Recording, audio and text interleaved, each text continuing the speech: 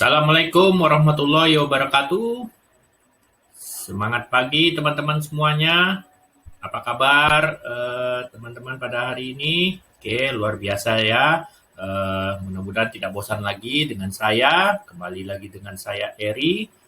Pada sesi hari ini kita akan mengadakan edukasi di Slim Marathon. Kebetulan hari ini telah mencapai day ke-6. Oke, luar biasa sekali teman-teman ya. Saya ucapkan selamat buat teman-teman yang masih tetap bersemangat mengikuti kelas Slim Marathon. Sudah hari ke-6, artinya sudah setengah jalan kita mengikuti yang namanya Slim Marathon. Oke, luar biasa ya teman-teman ya. Jadi mudah-mudahan kelas edukasi ini bisa memperbanyak gitu ya wawasan teman-teman tentang nutrisi, pola hidup sehat, terus sama pola-pola makan atau jenis-jenis makanan yang baik buat tubuh kita. Oke.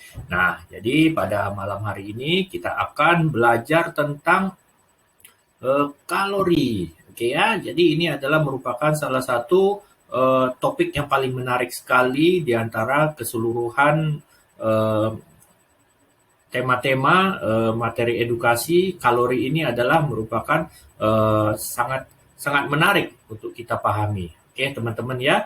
Nah, jadi sekarang kita sering mengenal gitu ya, apa itu kalori gitu. Sedikit-sedikit kalau makan, tuh kalorinya berapa itu. Terus kalau kita ngeliat tuh berapa kalori tuh makanannya tuh, gila banget ya. Nah itu dia ya, jadi sering kita mendengar istilah kalori tetapi tidak banyak orang yang memahami tentang konsep kalori itu. Yang ada orang rata-rata gitu ya, mereka kalau mendengar kalori itu takutnya bikin gemuk atau bikin program gagal. Nah jadi kita sama-sama belajar kupas tuntas ya tentang apa itu kalori. Nah kalau secara sainsnya itu kalori itu merupakan satuan untuk mengukur energi. Nah, jadi kalau misalnya energi itu terbagi dari satuan kalori. Nah, jadi di situ ya maksudnya. Tetapi kalau misalnya kita dalam ilmu kesehatan atau ilmu makanan gitu ya, kalori ini mengacu pada energi yang diperoleh tubuh dari makanan dan minuman yang dikonsumsi dan energi yang digunakan tubuh untuk aktivitas fisik. Nah, jadi itu ya pengertiannya ya, kurang lebih seperti itu. Nah, jadi ketika kita makan atau memasukkan sesuatu ke dalam mulut kita yang untuk kita makan atau untuk kita minum, itu mengandung yang namanya kalori. Nah, jadi setiap makanan, setiap jenis-jenis minuman itu memiliki yang namanya kalori yang berbeda. Nah, contoh bisa teman-teman lihat di slide ya. Itu kalau tiga sendok gula pasir itu sama dengan 100 kalori ya, kurang lebih 100 kalori. Nah, jadi makanan-makanan apa yang mengandung 100 kalori kurang lebihnya adalah seperti ini. Ya, bisa dilihat itu 2 keping cracker, terus 2 pisang ambon, terus 1 sendok makan minyak goreng, 25 gram keripik kentang, dan 400 gram wortel. Nah, itu sama-sama mengandung kalori. Tetapi ada yang porsinya sedikit, tetapi kalorinya sama gitu ya. Ada yang porsinya lebih besar gitu, ternyata kalorinya tuh tidak sama saja dengan yang kayak seperti wortel gitu loh. Ya banyak ya porsinya ya, tetapi sama dengan 2 sendok minyak goreng ya. Nah, jadi ini berbeda-berbeda ya teman-teman ya. Nah, jadi aktivitas pun juga sama ya teman-teman ya, bisa membakar atau mengeluarkan kalori atau membutuhkan kalori gitu ya. Jadi kalau teman-teman lihat ya aktivitas untuk membakar 100 kalori kira-kira apa-apa saja. Nah, teman-teman bisa melihat di sini ya, 30 menit menyapu itu membakar 100 kalori atau jalan kaki dengan kecepatan sedang selama 30 menit juga membakar 100 kalori. Begitu juga dengan berenang, mencuci selama 30 menit, yoga selama 40 menit, dan bersepeda sekitar sekitar 15 menit ya sepeda santai. Nah, ini dia. Ini aktivitas kurang lebih membakar 100 kalori ya. Jadi berbeda-beda. Nah, jadi kita bisa tebak gitu lah kira-kira makanan itu kira-kira sama nggak gitu ya kalorinya gitu. Ternyata berbeda-beda juga ya teman-teman ya. Walaupun ukuran atau takarannya itu sama gitu ya. Teman-teman bisa ngelihat ya di sini sama-sama ukurannya kurang lebih 200 sampai 300 mili ya. Jadi bisa teman-teman lihat ya. Kita lihat dari kanan dulu ya gitu loh. Cafe vanilla frappuccino itu kalorinya sangat luar biasa sekali, 400 kalori. Jadi ini hampir seperempat kebutuhan kalori kita dalam satu hari itu udah dalam satu gelas minuman ini ya. Oke, dan kita lihat ya boba milk tea itu kalorinya 318 kalori ya. Kalau teman-teman mengikuti sesi edukasi sebelum-sebelumnya kita sudah mengenal ya tentang cemilan gitu. Kalau cemilan itu di atas 200 itu sama dengan makan besar gitu ya. Jadi di sini itu bukan kategori minuman ringan lagi, tetapi udah merupakan suatu makanan yang besar. Nah, kita bandingkan dengan Formula One Shake Mix, ini kalorinya itu sangat luar biasa sekali, hanya 125 kalori ya. Oke, luar biasa sekali. Dan proteinnya juga sangat tinggi dibandingkan yang lain, ada sekitar 15 gram protein. Oke, nah baik teman-teman. Nah, jadi kita akan lanjut lagi ya. Jadi teman-teman bisa paham ya gitu loh. Walaupun beratnya atau ukurannya sama gitu loh, tergantung isinya atau kontennya gitu loh. Ternyata menghasilkan kalori yang berbeda-beda.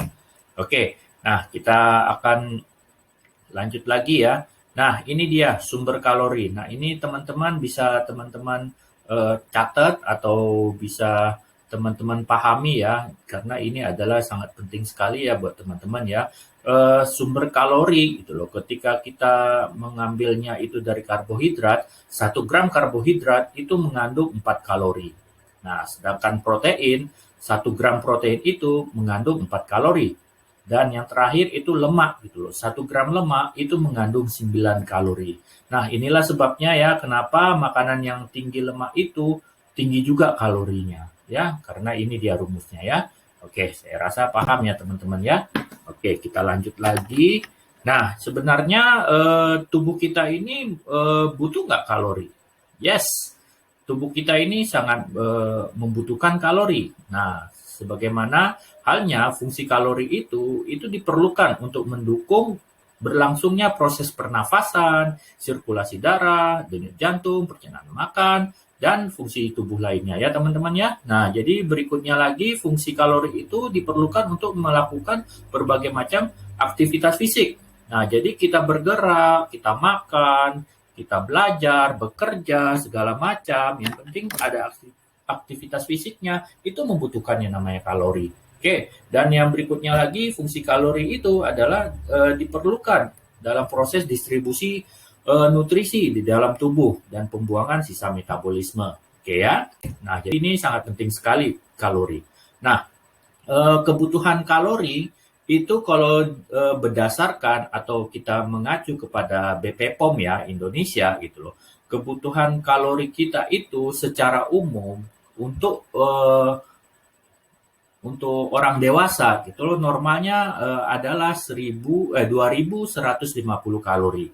Nah, tetapi kebutuhan kalori setiap orang itu ternyata berbeda-beda ya, tergantung pada beberapa faktor. Nah, jadi memang di BP POM itu menyebutkan rata-rata orang Indonesia ya, itu untuk orang Indonesia dewasa itu kalori yang dibutuhkannya rata-rata bisa membakar 2150 kalori.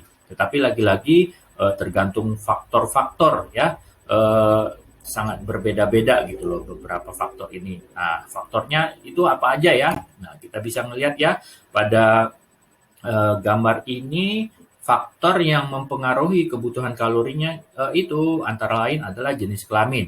Nah, artinya perempuan itu berbeda kebutuhan kalorinya dengan laki-laki, jelas gitu ya.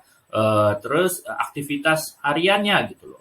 Kalau ketika orang hanya di aktivitasnya hanya di rumah saja gitu ya, terus tidak ada melakukan aktivitas fisik yang berat gitu loh. Tentu kebutuhan kalorinya berbeda ya dengan orang yang aktivitasnya di luar itu membutuhkan energi. Nah, ibaratnya kayak ibu rumah tangga, tentu kebutuhan kalorinya eh, berbeda dengan seorang atlet. Nah, contohnya seperti itu ya.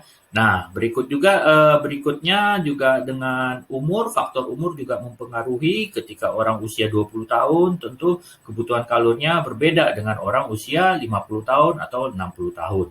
Ya, berat dan tinggi badan juga sama. Itu sebabnya ketika orang yang berat badannya lebih besar atau gemuk itu membutuhkan kalori lebih banyak gitu ya.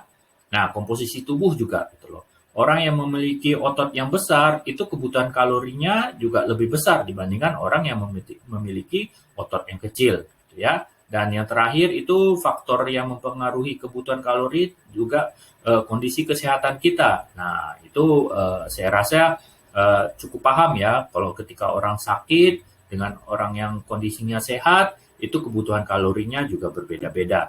Nah, kita lanjut lagi. Nah, sekarang jadi pertanyaan, bagaimana sih cara menghitung kebutuhan kalori? Nah, jadi kita mengenal ada 4 ya cara untuk menghitung kalori. Yang pertama itu menggunakan rumus manual ya.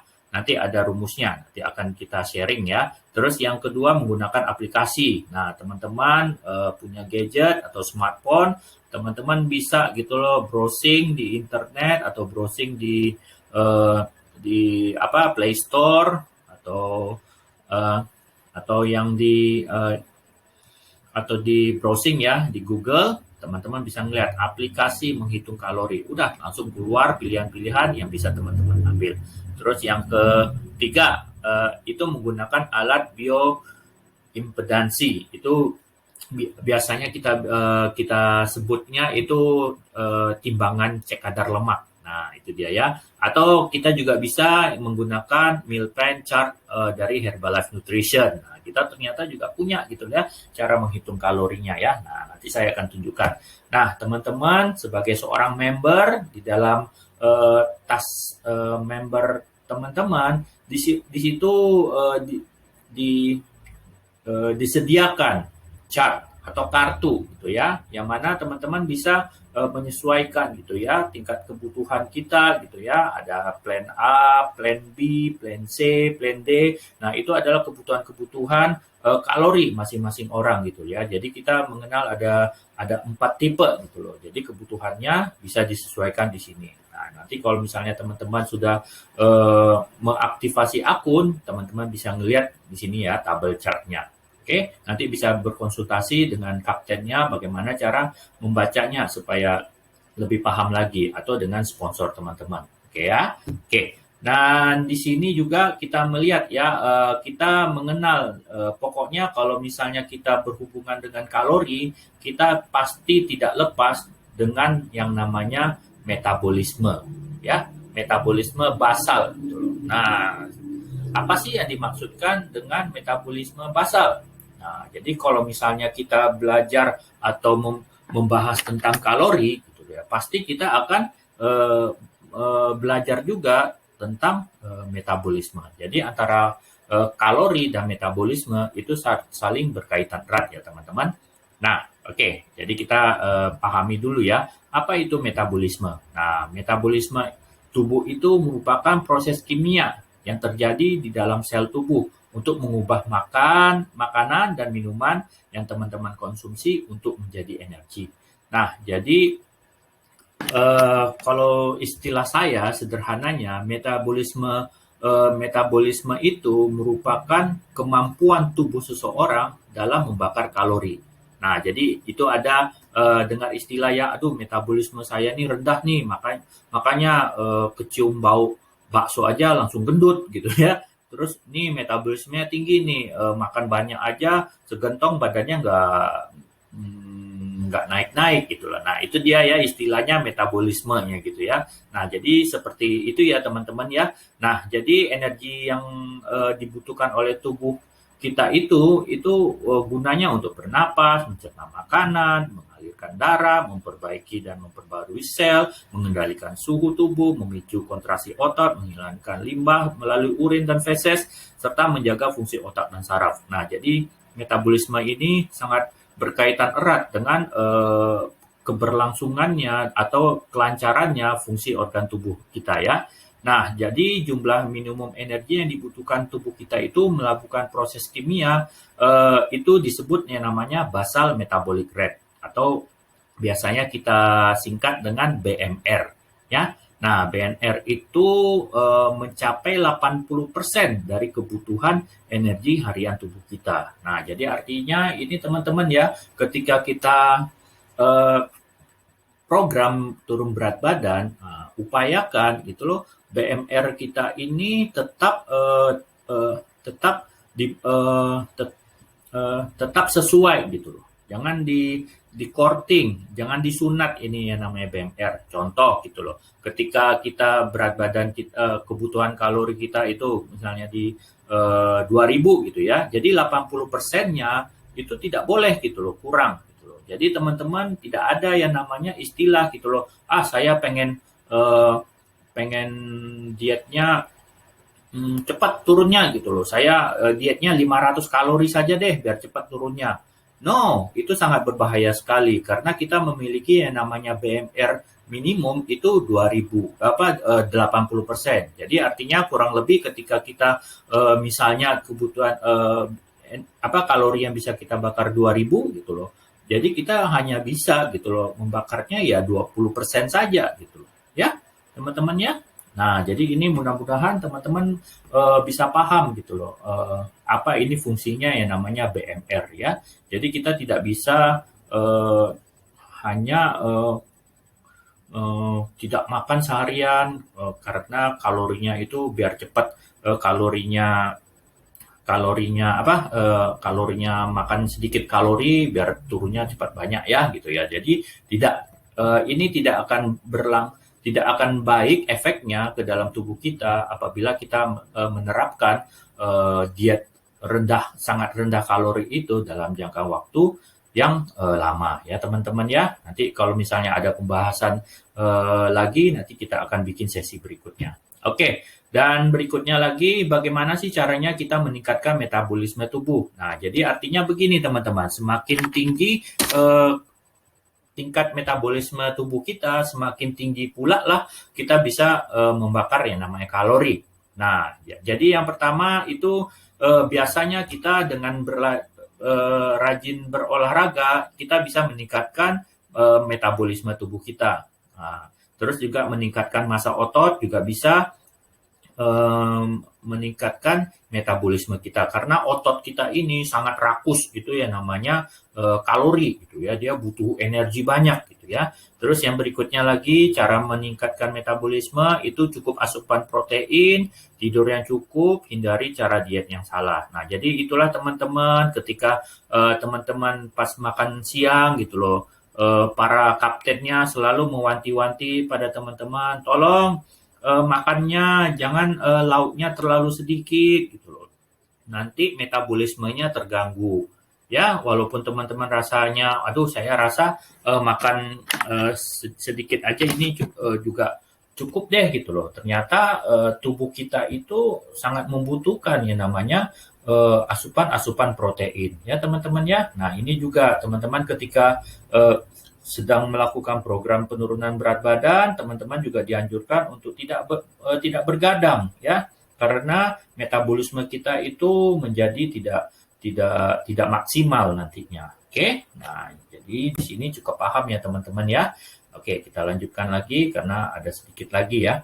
Nah, jadi di Herbalife kita menyarankan kepada kita semua itu melakukan yang namanya healthy lifestyle. Jadi ibaratnya gaya hidup sehat ya.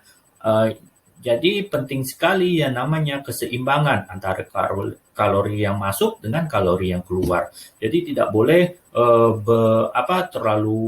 terlalu banyak sekali kalori yang keluar, kalori yang masuknya terlalu sedikit gitu ya, karena hanya ingin cepat-cepat turun berat badannya dengan angka signifikan.